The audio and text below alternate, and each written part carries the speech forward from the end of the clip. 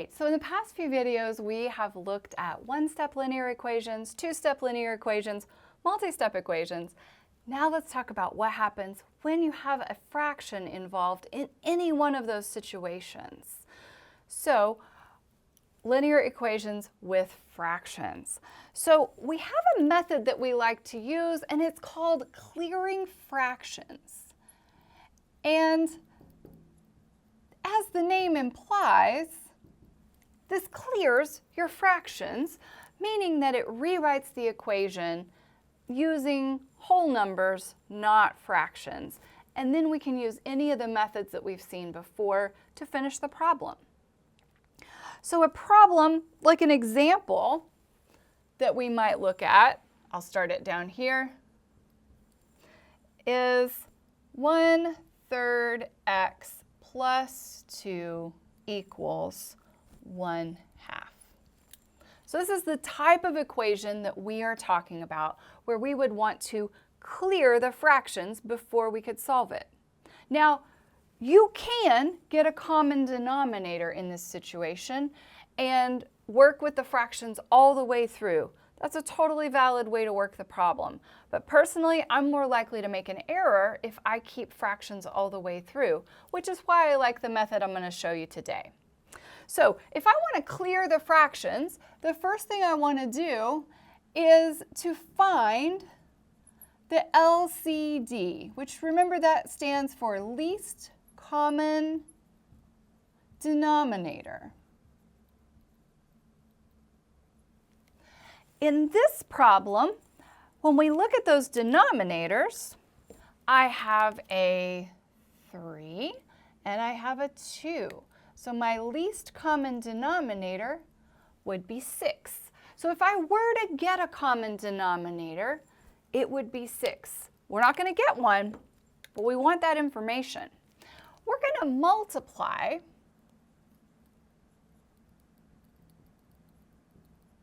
both sides by the LCD.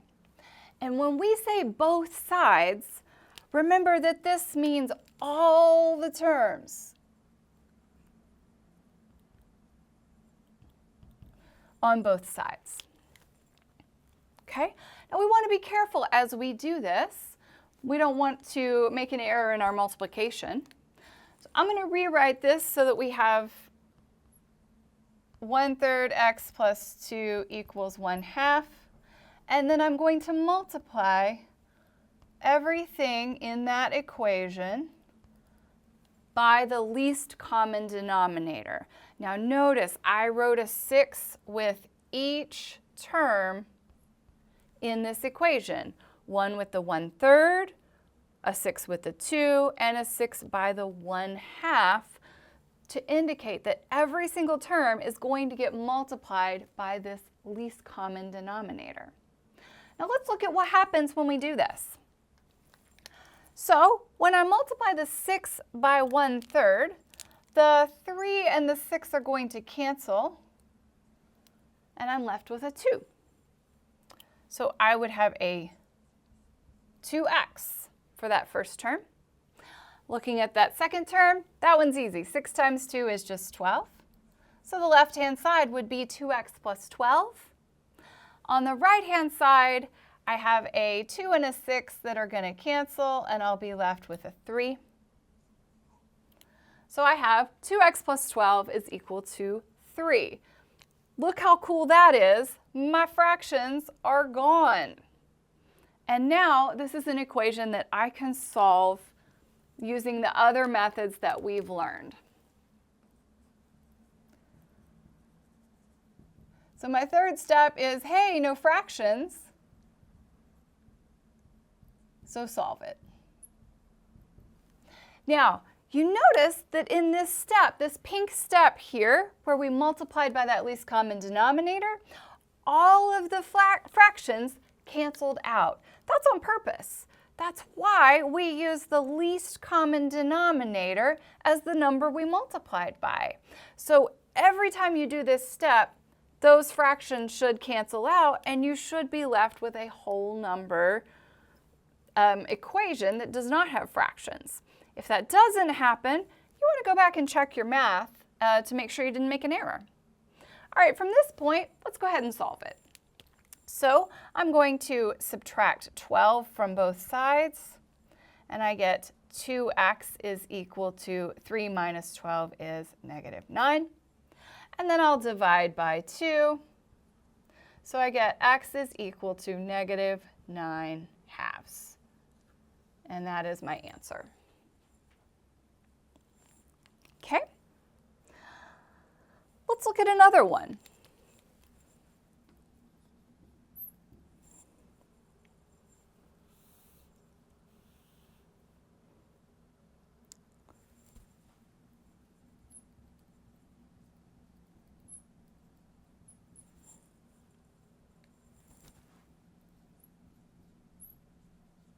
All right, so I have 3/4 minus x over 2 is equal to 2x over 3.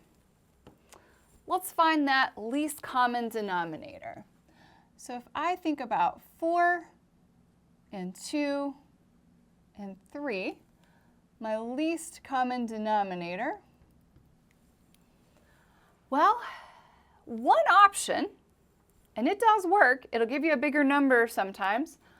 One option is to multiply them all together. It will work, and if you're in a bind, just do that. So if I were to multiply them together, I would get a least common denominator of 24, which could be a common denominator, but it's not the least one. The least one would be 12, because 12 is the smallest number that can be divided by 4, 2, and 3. So we're going to use that least common denominator of 12, but just know that if you don't see a clear choice, multiply your denominators together and keep going. All right, I'm going to write this out where we multiply by 12 so that you can see exactly what's happening. So I'm going to multiply by 12 on both sides, but then I'm going to write it out so you can see it being distributed to everything on the left-hand side. So I'm going to have 12 over 1 times 3 over 4, and then 12 over 1 times x over 2. So my left-hand side would be 12 over 1 times 3/4 minus 12 over 1 times x over 2. Notice that that minus came from in the original problem between the 3/4 and the x over 2. On the right-hand side, I'll have 2x over 3 times 12 over 1. And I wrote it as 12 over 1 because we're multiplying by fractions. All right, let's see what cancels. So 12 and 4, both divisible by 4. So 12 divided by 4 is 3. 4 divided by 4 is 1. I'm going to leave that there for a second. Let's keep going. 12 over 2. 12 divided by 2 is 6. 2 divided by 2 is 1. And then on the right-hand side, the 3 and the 12 are both divisible by 3. 3 divided by 3 is 1. 12 divided by 3 is 4. Now, remember I said everything's going to cancel, or it should, and if it doesn't, make sure, go back and check your arithmetic. All right, now I like to go through and circle what's left because that helps me not lose anything along the way. So I've circled that 3 times 3 to give me 9. And then I'm going to have minus 6 times x. And then on the right side, 2x times 4 is 8x. Now we have just a two-step equation. I'm going to add 6x to both sides. Minus 6x and plus 6x will undo one another. So I have 9 is equal to 14x. We want to undo multiplying by 14. So we will divide by 14, and I end up with x is equal to 9 divided by 14. And remember that we want to leave it as an exact answer, not a decimal approximation, so we would want to leave it here rather than put it into the calculator. All right, let's look at one more. This one's going to involve both fractions and some parentheses so that you can see how both of them work together. All right, so we have 1/4 x minus 2/3 is equal to, that is a 1/6 times 2x minus 3.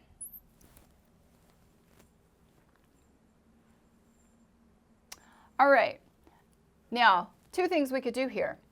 We could go ahead and distribute, or we could go ahead and clear those fractions. I am going to go ahead and distribute first. You would not have to do that first, but that's what I'm going to go with. So that 1/6 is going to get multiplied by the 2x and the minus 3 on the right-hand side. So let's rewrite this equation as 1/4 minus 2/3 is equal to 2/6 would be 1/3 x minus 3/6 is 1/2. Now we want to look for a least common denominator. So least common denominator of 4, 3, and 2 would just be 12. So I want to multiply each of those terms by 12/1. I'm going to write that whole step out. So 12/1 times 1/4 x minus 12/1 times 2/3 equals 12/1 times 1/3 x minus 12/1 times 1/2. And I do think this step is important because it helps you multiply the 12 by the entire thing, not just one or two of the terms. All right, let's go back and cancel. 12 divided by 4 gives me 3. 12 divided by 3 gives me 4. 12 divided by 3 gives me 4. And 12 divided by 2 gives me 6. So now I can rewrite my equation. That first term will be 3 times x minus 4 times 2. 4 times 2 is 8. Is equal to 4x minus 6. And it may be helpful to circle your pieces you want to include at that step. All right, let's get all of our x's to the right side of the equation and all of the numbers to the left. So I would like to combine the 3x on the left with the 4x on the right. I can do that using subtraction. Remember, the 3x was positive, but it's a sneaky positive. So to undo that, we're going to subtract 3x from both sides of the equation. I'm going to do two steps in one, but it's okay. You guys are going to be just fine. We have those other like terms of -8 and -6. I want to get all the numbers to the left-hand side. So in order to do that, I'm going to add 6 to both sides.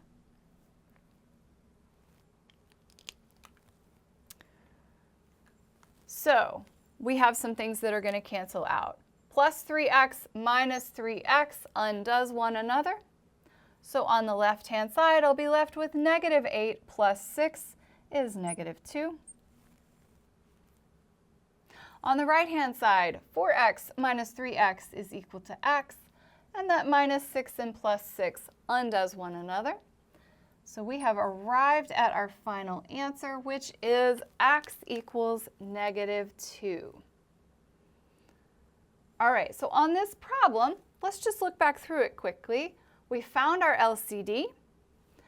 We multiplied by that LCD of 12 on both sides. So we could have written right here, we could have put parentheses around that whole left side on the second step and written a 12 to the outside to indicate that we were going to multiply through each term by 12.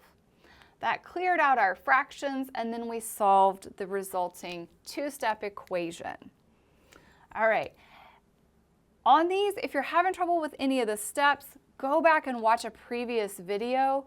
Make sure you understand how to do the two-step and the multi-step equations before adding in clearing fractions.